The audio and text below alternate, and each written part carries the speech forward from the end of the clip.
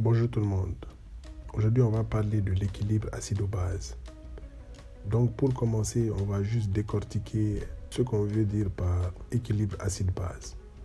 Équilibre veut juste dire ce qu'il veut dire, c'est-à-dire que ce mot fait appel à la notion de balance. L'équilibre, c'est l'état de ce qui est soumis à des forces qui se compensent. C'est la juste proportion entre des choses opposées. Mais on parle de quelles choses opposées ici? On parle juste des acides et des bases. Maintenant, c'est quoi un acide? Cette question peut être compliquée à répondre, mais pour nos besoins et pour faire simple, un acide est une substance qui libère des ions hydrogène. Exemple, l'acide chlorhydrique, lorsqu'il se dissout dans l'eau, va donner H+, qui est un cation. Pourquoi c'est un cation? Parce qu'il a plus de protons chargés positivement que d'électrons chargés négativement. Et l'ion chlorure, qui est un anion, pourquoi? Parce qu'il a plus d'électrons chargés négativement que de protons chargés positivement. Bien. On dit également que les acides sont appelés donneurs de protons. Mais pourquoi on dit cela? Pourquoi on ne dit pas que ce sont des donneurs de cations? Puisque l'hydrogène est un cation dans cet exemple. En fait, c'est simple. L'atome d'hydrogène est représenté comme cela. Il possède juste un seul proton et un seul électron. Bien. Pourtant, lorsqu'il s'est ionisé, l'ion hydrogène a donné son électron au chlore, qui est devenu plus électronégatif que lui. Et quand il perd son unique électron, l'ion hydrogène n'a qu'un seul proton. Voilà exactement pourquoi on dit que les acides sont appelés donneurs de protons. Parce que l'ion hydrogène devient carrément un proton. Bien. Donc, quand un acide se dissout dans l'eau, il va libérer des ions hydrogène ou protons, qu'on vient de voir, et des anions. Et c'est la concentration de protons qui détermine l'acidité d'une solution.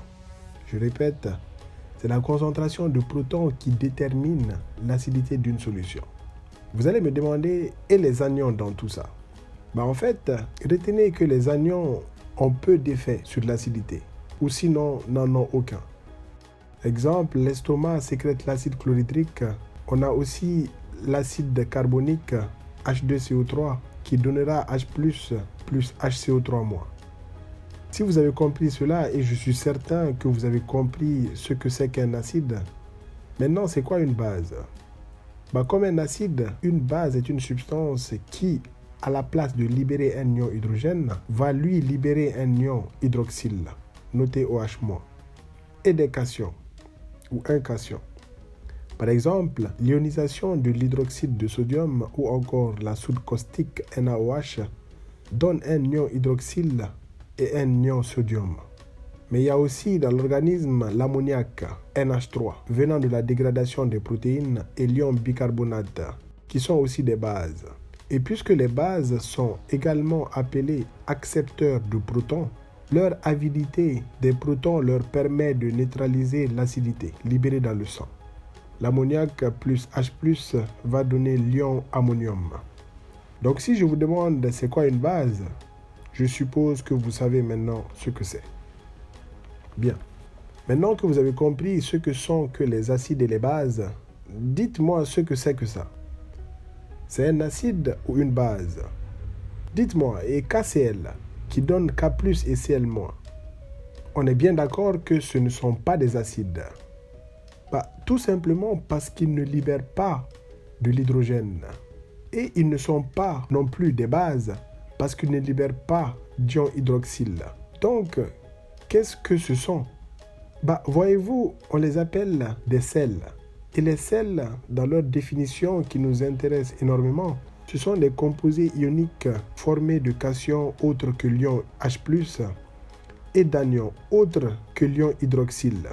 Exemple, le phosphate de calcium est un des sels les plus abondants du corps, qui donne sa dureté aux os et aux dents. Bien. Maintenant, des curieux qui ont très bien compris tout cela vont se demander qu'est-ce qui peut se passer si on mélange un acide comme l'HCl et une base comme le NaOH. En fait, il en résulterait de l'eau et un sel. Ce type de réaction est appelée réaction de neutralisation car la formation d'eau résultant de l'union de H+ et OH- neutralise la solution. Bien. Donc si un jour vous me dites que l'HCl ou le NaOH sont des sels, ça va très mal se passer. Et si vous me dites que le NaCl ou le KCl sont des acides ou des bases, ça va très mal se passer. Bien. Je vous remercie.